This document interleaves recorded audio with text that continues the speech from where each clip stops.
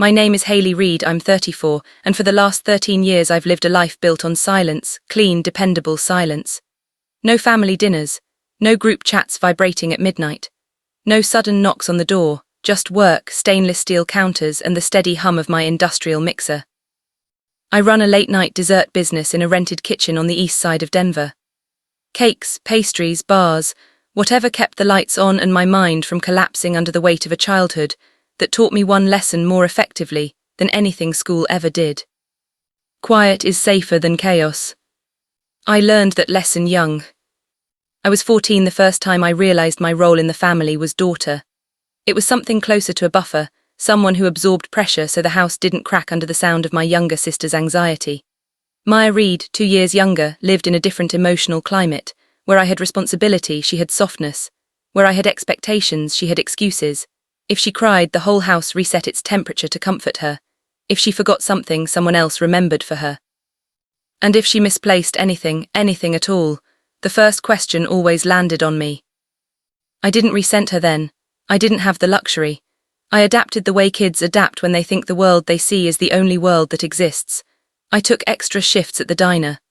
I brought home $20 paychecks and dropped them into whatever gap our mother Evelyn pretended not to see. But adaptation has a limit. Mine arrived the day Maya lost a few dollars for a school trip and cried like the world had betrayed her personally. The scene didn't last long, maybe 3 minutes at most, but the consequences still echo when I think about it. I tried to explain I hadn't touched the money. It didn't matter. My mother's disappointment landed before anyone asked a real question. That afternoon taught me something clean and lethal. In our house, feelings mattered more than facts, and Maya's feelings mattered most. After that, the rhythm settled. I was the responsible one, which meant I was the one to blame. Missed bus, my fault. Miscommunication, my fault. Maya stressed, my fault. The quiet calculations behind it all were so subtle that by the time I noticed, the entire family narrative had twisted around me like a wire. The distance didn't start with a fight, it started with a drift I tried to ignore for years. The final tear came on a winter morning when I lent Maya my car for what she described as a short errand. She returned with a dented bumper and a story already crafted before she entered the kitchen. She trembled. She cried. The narrative formed around her like mist, blurring truth until my mother looked at me with that familiar expression, that quiet sentence written across her face. You did something wrong. There was no room for explanation, no oxygen left for truth. The moment told me what years had whispered. I didn't belong in the space that raised me. So I left. Not dramatically, not with slammed doors or final speeches. I packed a studio's worth of belongings, moved across town and expected, naively, that distance would reset the dynamic. Instead, it fossilized it. Relatives repeated Maya's retellings until they became family scripture. I became the daughter who abandoned them, the sister who chose her own life, the one who didn't care. Maya made cryptic posts online about betrayal and wounds that certain people inflicted. She never said my name, but she didn't need to. Everyone following her understood the assignment. Birthdays passed, invitations vanished. My mother changed her number without telling me. A cousin mentioned, through someone else, that during a wedding toast I was described as a sister who lost her way. I didn't correct anyone. I didn't explain. I didn't fight to re-enter a house that had already closed its door long before I walked out. Silence became my home. But silence has a strange power, it creates space, and in that space I started building. At first it was tiny. Cookies sold to co-workers. Late-night baking because the shared kitchen was cheapest after 9 p.m. I measured progress by ingredients used and how often I needed new trays.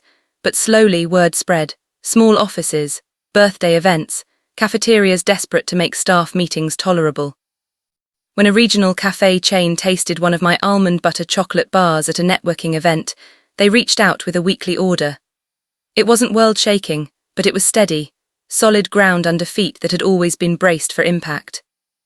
I reinvested everything, bought new pans, replaced my cracked measuring cups, paid for more kitchen hours, eventually hired a part-time helper.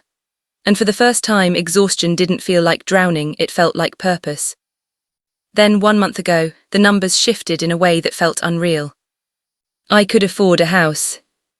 Not a palace, not a dream home, but a clean, bright space with a kitchen bigger than the apartment I'd lived in for years. When I walked through it, I saw the life I had built stretching forward, not the life I had escaped pulling me backward. So I bought it. On move-in day, I had only a folding chair, a half-dead plant, and a box of leftover cupcakes. The living room echoed. The hallway felt like a promise. For the first time in over a decade, I slept without defensiveness in my chest. The next morning, my past arrived on my doorstep. Literally. I saw them on the security camera before I heard the knock. Maya, suitcase in hand, wearing the same practiced expression she'd used to bend rooms around her since she was a teenager. And behind her, my mother, holding her cardigan closed like she was returning to a home she still owned. They weren't hesitant, they weren't nervous. They had come with assumptions, the kind people only carry when they believe time has no power over them. I didn't rush to the door. I watched them for a full minute, long enough to understand the choreography. Maya stepping forward like the threshold was already hers. My mother scanning the porch with the quiet entitlement of someone who believes the world still owes her a version of the daughter she created. Finally, I moved toward the door, but not empty-handed. I had prepared a folder days earlier, not because I expected this exact moment, but because I understood how patterns behave. People who have always taken will return the minute they sense a door that might open. The folder contained 3 things. 1. A guest stay agreement outlining boundaries. 2. A notarized no trespass notice left unsigned but ready. 3. A ledger, 13 years of financial and emotional patterns documented cleanly, not to weaponize, but to keep myself from rewriting reality in softer ink. I opened the door only a few inches, just enough for them to see my face, not enough for them to assume entry. Maya moved first. Surprise flickering only briefly before she regained her posture. She angled toward the door as if stepping in was a formality I'd forgotten to perform. My mother waited the way she always had, expecting compliance, expecting guilt, expecting the version of me who folded herself small for their convenience. But that version was gone. Silence filled the space between us, not discomfort, not tension, just clarity. I didn't raise my voice. I didn't justify myself. I didn't explain the 13 years they had rewritten in their absence. I simply held my ground and let the boundary speak louder than anything I could have said. Maya tried first. Are you really going to make us stand outside? Her tone carried disbelief, the disbelief of someone who had never needed permission before. My mother stepped forward. Haley, enough, let us in. I lifted the folder just enough for them to see it. Not a threat, a fact. Something shifted in Maya's expression, a recognition that the script was unfolding the way she needed. My mother's jaw tightened, the same movement she made when she believed she had been wronged. I didn't repeat myself, I didn't soften the doorway. Eventually, I closed the door. Not slamming, just closing. The house, still half empty and smelling faintly of drywall and lemon cleaner, felt different when the latch clicked. Not quieter, quiet was my normal, but mine. That peace lasted about 20 minutes. Then my phone buzzed. First a cousin, then another, then a group chat I didn't remember being in. The previews showed screenshots of Maya's new posts, my porch, photographed from the driveway, cropped to highlight the closed door. Her caption read like she'd been rehearsing it for years. Some people move on from family, some forget the hands that raised them. Comments bloomed. Stay strong, Maya. You deserve better. Family should forgive. She's changed. I didn't respond. I had stopped playing this game 13 years ago. Instead, I opened my laptop and drafted one email addressed to the extended family. Simple, direct, no emotion stitched between the lines. All communication going forward must be by email.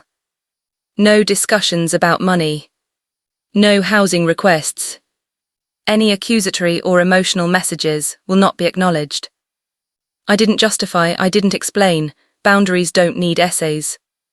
Some relatives replied with paragraphs dripping in moral judgment. Some claimed I had forgotten where I came from. Others insisted I owed Maya a chance to start over.